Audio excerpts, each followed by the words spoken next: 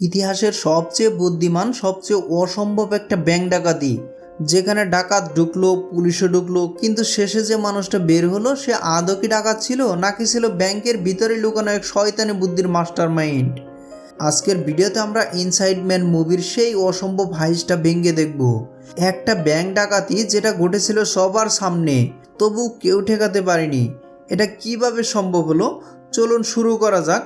এই পৃথিবীতে 6টি এমন প্রশ্ন আছে যা প্রতিটি মানুষের জীবনের সঙ্গে জড়িত। এই প্রশ্নগুলোকে বলা হয় ডব্লিউএস ফ্যামিলি, যেখানে 5টি ডব্লিউ এবং একটি এইচ থাকে। এই 5টি ডব্লিউ হচ্ছে হু, হোয়ার, হোয়াট, হোয়েন, হোয়াই, আর একটি এইচ হচ্ছে হাউ। গল্পের শুরুতে দেখা যায় একজন মানুষ এই 6টি প্রশ্নের উত্তর দিচ্ছে। প্রথম ডব্লিউ হচ্ছে হু, অর্থাৎ কে। সে বলে আমার নাম ডাল্টন রাসেল। দ্বিতীয় ডব্লিউ হচ্ছে হোয়ার, অর্থাৎ কোথায়। সে বলে হতে পারে আমি এই মুহূর্তে জেলে অথবা কোনো ছোট সেলে বন্দী। তৃতীয় ডব্লিউ হচ্ছে হোয়াট, অর্থাৎ কি করেছ। সে জানায় একটি ব্যাংক ডাকাতি করেছি, খুবই নিখুঁতভাবে সম্পন্ন করেছি। চতুর্থ ডব্লিউ হচ্ছে হোয়েন, অর্থাৎ কখন। সে বলে আমি এটা সদ্যই করেছি। পঞ্চম ডব্লিউ হোয়াই, অর্থাৎ কেন করেছ। সে বলে আমি এটা করেছি টাকার জন্য অথবা আমি নিজেকে প্রমাণ করার জন্য। এখন বাকি থাকে শুধু শেষ প্রশ্ন হাউ, অর্থাৎ কিভাবে। আর এই প্রশ্নের উত্তর দিতে গিয়ে গল্পে চলে যায় ফ্ল্যাশব্যাকে। এখানে দেখা যায় একটি ব্যাংক, নাম হচ্ছে Manhattan Trust Bank. Dalton Russell আরো 3জন লোক নিয়ে সেখানে আসে, অর্থাৎ মোট 4জন। সবার মুখে মাস্ক। তারা ব্যাংকের ভেতরে থাকা সবাইকে জিম্মি করে ফেলে এবং সকল দরজা বন্ধ করে দেয়। এমন সময় বাইরে একজন পুলিশ এসে উপস্থিত হয়। রাসেল তাকে বলে যে ভিতরে অনেক জিম্মি আছে, পুলিশ যদি দরজার কাছে আসারও চেষ্টা করে আমরা একে একে সবাইকে মারতে শুরু করব। এরপর সেই পুলিশ বাকি পুলিশ সদস্যদের খবর দেয় এবং সে বলে যে এখানে সাহায্যের প্রয়োজন। খুব দ্রুতই বিপুল সংখ্যক পুলিশ এসে পৌঁছে যায়। তারা আশেপাশের সকল রাস্তা বন্ধ করে দেয় এবং সম্পূর্ণ ব্যাংকটা ঘিরে ফেলে। আর এই পুলিশের সম্পূর্ণ মিশনটা যে পরিচালনা করে তার নাম হচ্ছে কিউত। এদিকে ব্যাংকের ভেতরে 4 ডাকাত সবাইকে আটকে রেখেছে এবং তাদের মোবাইল ফোনগুলো ছিনিয়ে নিচ্ছে। কিন্তু সেখানে ব্যাংকের একজন কর্মচারী ছিল যার মোবাইল ফোন তারা খুঁজে পায় না। রাসেল তাকে জিজ্ঞেস করে, সে বলে যে আমি আমার মোবাইল ফোনটা বাসায় ভুলে রেখে এসেছি।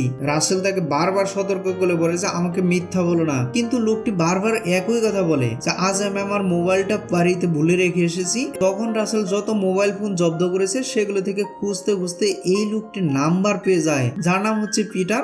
নাম্বারটা বের করে সে ডায়াল করে আর সাথে সাথে ফোন বেজে ওঠে। আসলে লোকটি দরজার পেছনে ফোনটা লুকিয়ে রেখেছিল। এটা থেকে রাসেল ভীষণ রেগে যায়। সে তাকে ভেতরে নিয়ে প্রচন্ড মারধর করে। এই নিষ্ঠুরতা দেখে বাইরে থাকা সকল জিম্মি ভয়ের চোটে কাঁপতে থাকে। আর এই ডাকাতদের মধ্যে একজন মেয়েও ছিল। তারা সবাই একে অপরকে স্টিভ, স্টিভি, স্টুবু এই সকল নামে ডাকছিল, অর্থাৎ কেউই তারা নিজেদের আসল নাম বলছিল না।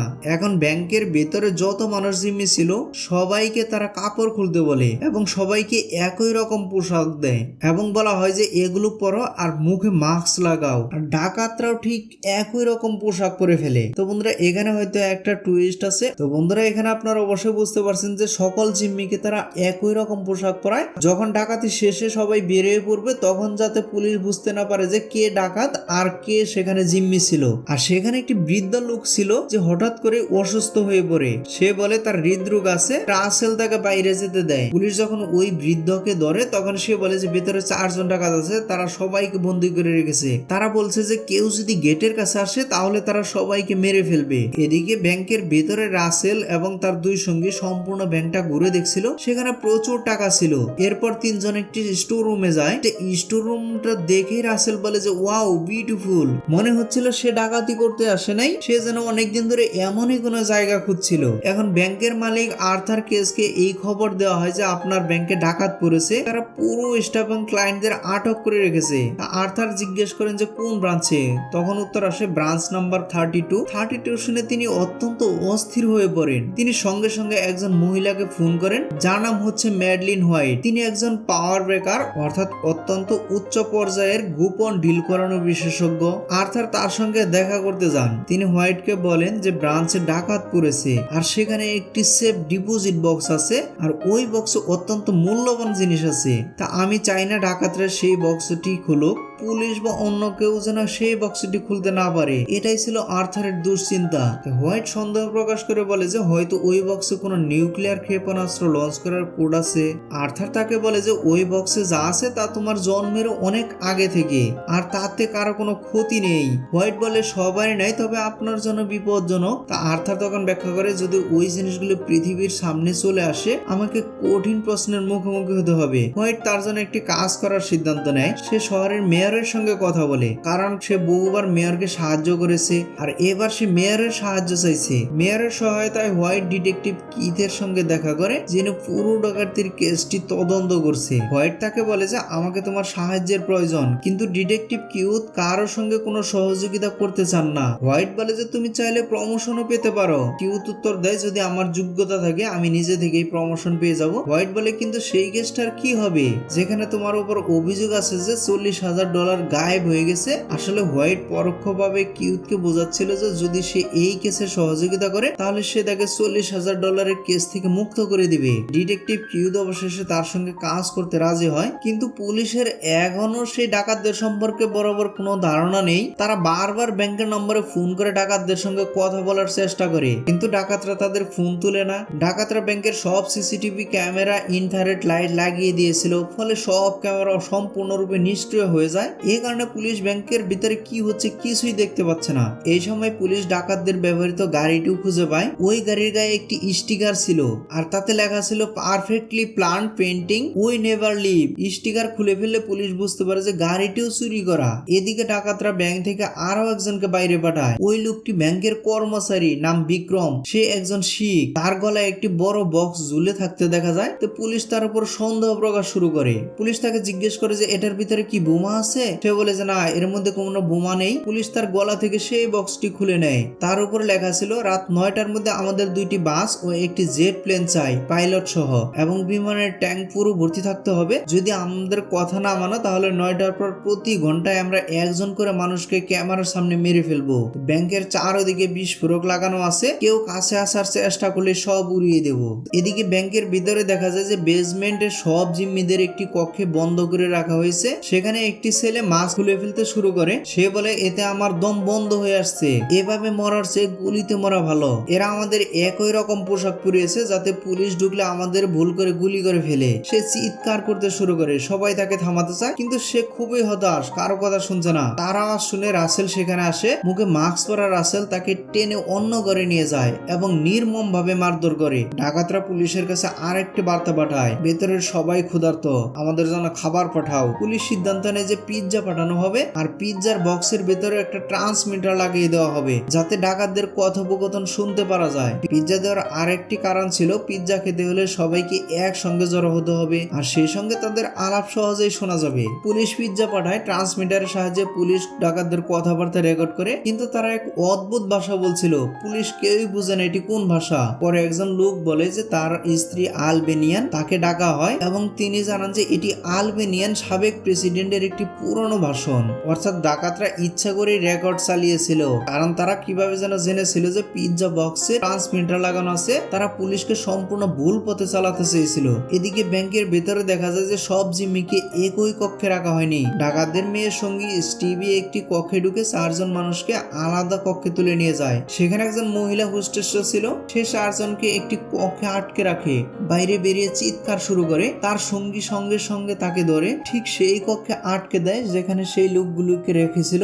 এরপর হোস্টেসকে আবার অন্য কক্ষে নিয়ে যাওয়া হয়। আসলে তারা ইচ্ছাকৃতভাবে বারবার জিম্মিদেরকে এক দিক থেকে আরেক দিকে ট্রান্সফার করছিল, আর স্টিভি যে আসলে তাদের সঙ্গী সেটাও পরিকল্পিতভাবে করা হয়েছিল। সেই সঙ্গে তারা একটি গর্ত খুঁড়েছিল এবং এখন গর্তটি পূর্ণ হয়ে গেছে। আসলে এখানে কে ডাকাত কে জিম্মি সেটা যাতে পুলিশ না বের করতে পারে, তাই তাদেরকে বিভিন্ন জায়গায় শিফট করছিল। এদিকে বাইরে ম্যাডলিন হোয়াইটকে দেখা যায়। তিনি ব্যাংকের মালিক আর্থারের হয়ে ডাকাতদের সঙ্গে কথা বলতে চান। ডিটেকটিভ কিথের সাহায্যে তিনি রাসেলকে ফোন করেন। তিনি বলেন যে আমি তোমাকে সাহায্য করতে পারি, তোমরা এটা কেন করছো? রাসেল বলে যে আমরা টাকার জন্য করছি। হোয়াইট বলে যে আমি তোমাকে এর চেয়েও অনেক বেশি টাকা দিতে পারি যা তুমি এখান থেকে নিয়ে যেতে পারবে না।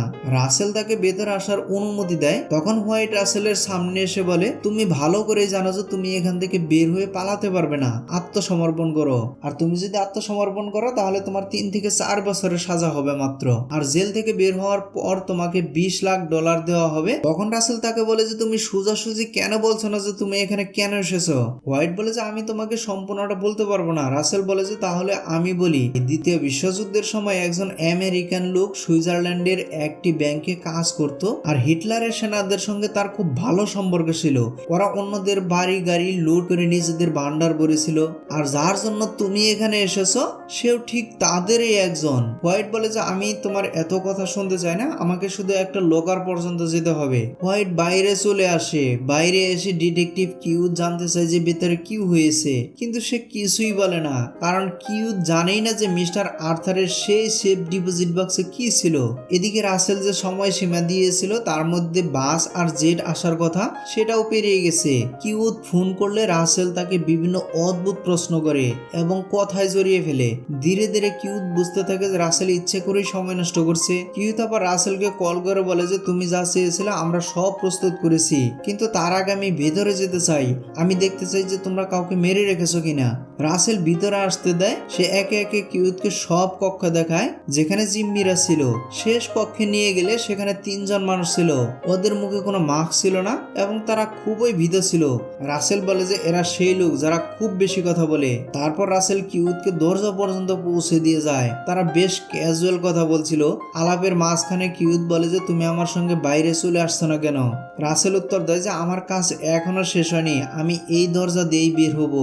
বিদায় নেওয়ার আগে কিউত রাসেলের সঙ্গে হাত মেলায়, কিন্তু হাত মেলানোর সঙ্গে সঙ্গে রাসেল তাকে সিঁড়ি থেকে ফেলে দেয়। তখন দুজনের মধ্যে মারামারি শুরু হয়। যখন কিউত রাসেলের মাস্ক খুলে ফেলতে যাচ্ছিল ঠিক তখনই রাসেলের সঙ্গীরা এসে যায় এবং বন্দুক দেখে কিউতকে আটকিয়ে ফেলে, কিন্তু তারা কিউতকে কোনো ক্ষতি করে না, বরং উল্টে তাকে বাইরে পর্যন্ত নিরাপদে বের করে দেয়। বাইরে এসে কিউত বোঝা যায় যে এদের প্ল্যান অত্যন্ত শক্তিশালী এবং এরা খুবই চালাক। এরা পুলিশের চিন্তা ভাবনা আগেই বুঝে ফেলে এবং পুলিশের পরিকল্পনা নিয়ে খেলছে। রাসেল কিউতকে আগেই বলেছিল যে আইনের নিয়ম অনুযায়ী যতক্ষণ পর্যন্ত তারা কোনো বন্দীকে না মারে ততক্ষণ পর্যন্ত পুলিশ ভিতরে ঢুকে সরাসরি হামলা করতে পারবে না। কিন্তু কিউত যখন রাসেলকে আক্রমণ করেছিল এই ঘটনায় রাসেল খুবই রেগে যায়। সে একজন লোককে ছাদে নিয়ে যায় এবং ক্যামেরার সামনে তাকে গুলি করে দেয়। এই ঘটনায় পুরো পরিস্থিতি বদলে যায়। কিউত খুবই ব্যথিত এবং ক্ষুব্ধ হয়ে পড়ে। কিউতের সিনিয়র তার কাছে আসে এবং তাকে সেই কেস থেকে সরিয়ে দেয়। কিউত অনুরোধ করলেও সে বলে যে আমার উপরেও লোক আছে, তাদের জবাব দিতে হয়। এভাবে কিউত কেস থেকে বাদ পড়ে যায়, অর্থাৎ দায়িত্ব থেকে বাদ পড়ে যায়। এরপর নতুন ইনচার্জ ঠিক করে যে সে ভেতরে ঢুকবে এবং ডাকাতদের উপর সরাসরি আক্রমণ করবে। সে পুরো পরিকল্পনা করে নিচ্ছে এবং সেটি বাস্তবায়ন করতে যাওয়ার প্রস্তুতিও নিচ্ছে। এদিকে কিউদের সন্দেহ হয় যে ডাকাতরা পুলিশের কথা যে কোনো ভাবে হয়তো শুনছে, নিশ্চয়ই কোনো জায়গা থেকে তারা সব তথ্য পাচ্ছে। তখন তাদের মনে পড়ে যে শিখ লোকটিকে যখন তারা প্রথম ছাড়ছিল তার গলায় একটি বাক্স ঝুলছিল, হয়তো সেই বাক্সের ভিতরেই কিছু আছে। যখন সে সেই বাক্স খুলে দেখে তখন দেখে যে তার ভিতরে একটি ট্রান্সমিটার আছে, অর্থাৎ এই ডিভাইসের মাধ্যমেই ডাকাতরা পুলিশের সব কথা শুনছিল। পুলিশ আক্রমণ করতে আসছে এটাও আগে থেকেই জেনে গেছে। কিউত সঙ্গে সঙ্গে সেই অফিসারকে জানায় যে সে নিজের টিম নিয়ে ভিতরে ঢুকে আক্রমণ করতে যাচ্ছিল, কিন্তু সেই অফিসার ফিরে আসতে অস্বীকার করে। তার মানে সে এখন ভিতরে হামলা করবেই। ভিতরে রাসেল এবং তার 3 জন সঙ্গীও জানতে পারে যে পুলিশ হামলা করতে আসছে, কিন্তু পুলিশ ঢোকার আগেই রাসেল ব্যাংকের ভিতরে দুয়ার বোমা ফেলে দেয়। এরপর সব বন্দীকে বলে যে দৌড়ে পালাও। এক এক করে সবাই ব্যাংক থেকে বের হয়ে যায়। পুলিশ ভিতরে ঢুকে দেখে যে একজনে নেই, তার মানে যে সব মানুষ বাইরে বের হয়েছে তাদের সঙ্গে সেই 4জনও ভিড়ের মধ্যে দিয়ে বেরিয়ে গেছে। তো বন্ধুরা প্রথমে কিন্তু আপনাদের বলেছিলাম যে একই পোশাক পরেছিল, আর সেই কারণেই তারা একসাথে বের হতে পেরেছে। এখন পুলিশের সবচেয়ে বড় সমস্যা হচ্ছে ওই 4জনকে চেনা অসম্ভব, কারণ সবার পোশাক এবং মাস্ক ঠিক একই রকম ছিল। সবাইকে পুলিশের কাস্টডিতে নেওয়া হয়, তাদের ঠিকানা লেখা হয় এবং তাদের বাসে তুলে দেওয়া হয়। ব্যাংকের ভিতরে দেখা যায় যে ডাকাতরা 1 টাকাও নেয়নি, তাদের সব অস্ত্রও ছিল নকল খেলনার বন্দুক। আর যে লোকটিকে ছাদে গুলি করে মারা হয়েছিল আসলে কাউকেই গুলি করা হয়নি, এটা শুধু অভিনয় ছিল, অর্থাৎ না কোনো হত্যা হয়েছে না কোনো ডাকাতি, আর ডাকাতরা সবাই দাও। পুলিশ পুরোপুরি হতবাক হয়ে যায় যে এটা কিভাবে কিভাবে সম্ভব? পুলিশ বোঝা যায় যে বাইরে থাকা লোকজনের মধ্যে 3 জন ডাকাত আছে যারা সবাইকে বন্দি করেছিল, কিন্তু একটা জিনিস নিশ্চিত যে বাইরের যে লোক আছে সেগুলোর মধ্যে রাসেল নেই, কারণ বাইরে থাকা কারো গঠন রাসেলের মতো নেই। উপরন্তু কিউত এবং অন্যান্যরা রাসেলের সঙ্গে অনেক কথা বলছিল, সে ভিড়ে থাকলে অবশ্যই চিনে ফেলতো। এখন ডাকাতদের পরিকল্পনা পরিষ্কার, কেন তারা সবাইকে একই রকম পোশাক পরিয়েছে, যাতে ইচ্ছে মতো নিজেদের লোকদেরকে ভিড়ের মধ্যে ঢুকাতে পারে এবং বের করতে পারে। আর বন্ধু নিশ্চয় মনে আছে যে এক বন্দী নিজের মাস্ক খুলে ফেলেছিল, তারপর রাসেল এসে তাকে টেনে নিয়ে অন্য ঘরে নিয়ে প্রচন্ড মারধর করে। আসলে কিছুই হয়নি, সেও ওই সায়ের সুরেরই একজন ছিল, ইচ্ছা করেই মাস্ক খুলেছিল যাতে সবাই ভাবে যে সে বন্দীদের মধ্যেই ছিল। সবার সামনে তার নাম বলা হয়েছে স্টুবু, কিন্তু আসলে তার নাম ছিল ডেরিয়াস। তদন্তে ডেরিয়াস স্টুবুর উপর সন্দেহ ওঠে, কিন্তু পুলিশের কাছে কোনো প্রমাণ নেই, বরং এক মহিলা বন্দী জবানবন্দি দেয় যে সে আমাদের সঙ্গেই বসেছিল, মাস্ক খুলে আমাদের বিপদে ফেলেছিল, আর এরপর রাসেল তাকে মারধর করেছিল। ডাকাতদের সঙ্গে সে মেয়েটিও ছিল যাকে স্টিভি বলা হতো, আসলে তার নাম ছিল লেরিয়া। তা আপনাদের মনে থাকলে দেখবেন যে লেরিয়া হোস্টেসদের মাঝে গিয়েছিল, তার মানে হোস্টেসরা তাকে চিনতে পারে যে সেও তাদেরই একজন। পুলিশও তার উপর সন্দেহ করেছিল, কারণ যত বন্দী ছিল সবাই সেই মহিলা ডাকাতদের যে বডি ডেসক্রিপশন দিয়েছিল একই রকম শারীরিক গঠন দুইজন মেয়ের ছিল, তাদের একজন আগেই জবানবন্দি দিয়েছে, তাই তার উপর পুলিশের কোনো সন্দেহ নেই। এখন তাদের সন্দেহ লেরিয়ার উপরে, কিন্তু সে খুবই আত্মবিশ্বাসের সঙ্গে শুধুমাত্র ভয় ছাড়াই সকল প্রশ্নের উত্তর দেয়, তাই তার উপরে পুলিশের সন্দেহ সরে যায়। তাছাড়া পুলিশের হাতে তার বিরুদ্ধে কোনো প্রমাণও নেই। এবার তৃতীয় যে ডাকাত ছিল স্টিভ বলা হতো যাকে, আসলে কিউ তার উপরেও সন্দেহ করছিল। মনে আছে তো, কিউ যখন ব্যাংকের ভিতরে গেছিল তাকে পুরো ব্যাংক ঘুরিয়ে দেখানো হয়েছিল, আর রাসেল সময় নিয়ে তাকে সেই রুমগুলোতেও নিয়ে গেছিল যেখানে হোস্টেসদের রাখা হয়েছিল। শেষ রুমে 3 জন মানুষ ছিল যাদের মুখে কোনো মাস্ক ছিল না, আর এরা 3 জনেই ছিল আসল ডাকাত, স্টিভ, স্টিভি আর স্টুবু। কিউতকে ইচ্ছা করে এদেরকে মাস্ক ছাড়া দেখানো হয়েছিল যাতে সে বিশ্বাস করে যে এরা 3 জনেই বন্দী অর্থাৎ হোস্টেস। কিন্তু এখন দুটি লোককে সন্দেহ করার পর কিউত বোঝা যায় যে তৃতীয় লোকটিও সেখানে মাস্ক ছাড়া বসেছিল, সেও তাদেরই একজন অর্থাৎ সেও ডাকাত, কিন্তু তার বিরুদ্ধে কোনো তথ্য প্রমাণ নেই। কিউত যখন কারো উপরে সন্দেহ করতে যায় তখন অন্য একজন এসে তার পক্ষে জবানবন্দি দিয়ে দেয় যে এরা আমাদের সাথেই ছিল। এভাবে কিউত পুরোপুরি অসহায় হয়ে পড়ে। এই পরিস্থিতি যখন সে তার ক্যাপ্টেন অর্থাৎ সিনিয়রকে জানায়, তখন ক্যাপ্টেন বলে যে এই কেস এখন বন্ধ করতে হবে, কারণ কাউকেই হত্যা করা হয়নি, 1 টাকাও চুরি হয়নি, আর কেউ এই কেস সমাধানের জন্য কোনো রিপোর্টও করেনি, তাই সময় নষ্ট করার কোনো মানেই হয় না। কিন্তু সবচেয়ে বড় প্রশ্ন হলো রাসেল গেল কোথায়, কারণ না সে ব্যাংক থেকে বের হয়েছে না সে ব্যাংকের ভেতরে আছে। যদিও ক্যাপ্টেন কেসটা বন্ধ করার আদেশ দিয়েছে, তবু ডিটেকটিভ কিউত সত্যটা জানতে চায়, তাই সে ব্যাংকের ডকুমেন্ট পরীক্ষা করতে গিয়ে দেখতে পায় যে ব্যাংকের 392 নাম্বার লকার বলে কোনো লকারই ছিল না, তার কোনো রেকর্ডও নেই। এখান থেকে তার সন্দেহ তৈরি হয়। অন্যদিকে দেখা যায় যে ব্যাংকের মালিক অর্থারের কাছে হোয়াইট যায় এবং বলে যে যে ডকুমেন্টগুলো তোমার প্রয়োজন ছিল ডাকাতরা সেগুলো নিয়ে গেছে যাতে তুমি তাদের উপর প্রতিশোধ নিতে না পারো। হয়তো কখনো তারা তোমার সাথে যোগাযোগ করবে, তখন ওই কাগজপত্রের বদলে তোমাকে তাদের টাকা দিতে হবে। সে আরো বলে যে ওই লোকগুলোর তোমার প্রতি ভালো ধারণা ছিল না, কারণ দ্বিতীয় বিশ্বযুদ্ধের সময় তুমি নাৎসিদের সাথে হাত মিলিয়ে অনেক টাকা কামিয়েছিলে। অর্থাৎ আরো বলে যে তখন আমি তরুণ ছিলাম, যে কোনোভাবে সফল হতে চেয়েছিলাম, তাই শর্টকাটে নিয়েছিলাম। সে সময় থেকে আমি আমার আত্মাকে ফিরে পেতে চাই। অর্থাৎ বুঝতে পারে যে সে ভুল করেছিল। হোয়াইট ধারণা করে যে কাগজপত্রের বাইরেও সেখানে আরো কিছু ছিল, নইলে তারা এত বড় ঝুঁকি নিত না। এবং সে বলে যে আমি জানি যে সেখানে কি ছিল, হয়তো হীরা ছিল সেখানে, এর বাইরে ভেতরে অন্য কিছু থাকার প্রশ্নই আসে না। আসলে সেখানে খুবই দামি হীরা রাখা ছিল, তাই ডাকাতরা সব হীরা নিয়ে চলে যায় এবং টাকায় হাতও দেয় না। অর্থাৎ বলে যে সেই হীরাগুলোর সঙ্গে সেখানে একটি অত্যন্ত মূল্যবান আংটিও ছিল, সেটি প্যারিসের এক ধনী ব্যাংকারের স্ত্রীর ছিল। তারা ছিল এক ইহুদি পরিবার। যুদ্ধের সময় পুরো পরিবারকে বন্দি করে রাখা হয়েছিল এবং তাদেরকে কনসেন্ট্রেশন ক্যাম্পে পাঠানো হয়। সে আমার বন্ধু ছিল, চাইলে আমি তাকে বাঁচাতে পারতাম, কিন্তু নচ্ছিরা আমাকে দ্বিগুণ টাকা দিয়েছিল, তাই আমি তাদেরকে বাঁচাইনি। আর আশা করি তুমি এই কথা কাউকেই বলবে না। হোয়াইট তখন বলে যে ওসামা বিন লাদেনের ভাইপুর জন্য আমাকে এখানে আমেরিকাতে একটা ফ্ল্যাটের ব্যবস্থা করতে বলা হয়েছে, আর রেফারেন্স হিসেবে আমি তোমার নাম দেব। অর্থাৎ তার গোপন তথ্য গোপন রাখার বিনিময়ে হোয়াইট তার সাথে এক ধরনের চুক্তি করে, যেখানে আর্থার নিজেই ফাঁদে পড়ে যায়। তাকে রেফারেন্সে নিজের নাম দিতে বলে, নইলে সে তার সব গোপন তথ্য প্রকাশ করে দিবে। এখন গল্প ফিরে আসে শুরুতে, যেখানে রাসেল একটি ছোট্ট করে অর্থাৎ একটি কুঠুরিতে বন্দি। সে বলে যে আমরা এটা কিভাবে করলাম, এটাই সবচেয়ে বড় প্রশ্ন। এরপর সে সব হীরা এবং প্রয়োজনীয় জিনিসপত্র ব্যাগে ভরে নেয় এবং কিছু বাক্স সরিয়ে বাহিরে বেরিয়ে আসে। এটি ছিল একটি স্টোর রুম, অর্থাৎ রাসেল এখনো ব্যাংকের ভিতরেই ছিল। আপনারা নিশ্চয়ই মনে আছে যে রাসেল একদিন একটি স্টোর রুমে এসে খুবই খুশি হয়েছিল। এটাই সেই স্টোর রুম। আসলে রাসেল এবং তার দল পিছনের সেলগুলোকে সামনে সরিয়ে এনে আগের মতো করে সাজিয়ে দিয়েছিল, আর সেই সেলগুলোর নিচে গত এক সপ্তাহ ধরে রাসেল ছিল। তারা সেখানে একটি গর্তও করেছিল যাতে রাসেলকে টয়লেটে যেতে কখনো বাইরে বেরোতে না হয়। এক সপ্তাহ পরে রাসেল সেখান থেকে বেরিয়ে আসে। যখন সে ব্যাংক থেকে বের হচ্ছে তখনই ডিটেকটিভ কিউথ ভেতরে ঢুকছিল। রাসেল এটা জানতো, কারণ বাইরে তার দলের লোকেরা তাকে আগেই জানিয়েছিল। কিন্তু রাসেল ইচ্ছা করে কিউথের সঙ্গে ধাক্কা খায় এবং ঠিক সেই মেন গেট দিয়ে বেরিয়ে যায়, যে গেট সম্পর্কে সে কিউথকে বলেছিল যে আমি এই দরজা দিয়েই বের হব। এবং এভাবে রাসেল ব্যাংক থেকে পালিয়ে যায়। ডিটেকটিভ কিউথ ভেতরে গিয়ে 392 নম্বর লকটি খুলে, যা ব্যাংকের মালিক আর্থারের নিজস্ব ছিল। কিউথ দেখে যে ভেতরে আছে একটি জুস ফ্রুট নামের চুইংগাম। সে বুঝে যায় যে লকারটি ডাকাতরাই খুলেছিল, আর সেখানে থাকা সব দামি আংটি হীরা সব তারা নিয়ে গেছে। এই আংটির সঙ্গে রাসেল একটি নোটও রেখে যায়, যেখানে লিখেছিল ফলো দ্য রিং, অর্থাৎ আংটিটির সূত্র ধরো। এখন কিউথ সন্দেহ করে যে আংটিটির সঙ্গে কোনো রহস্য জড়িত।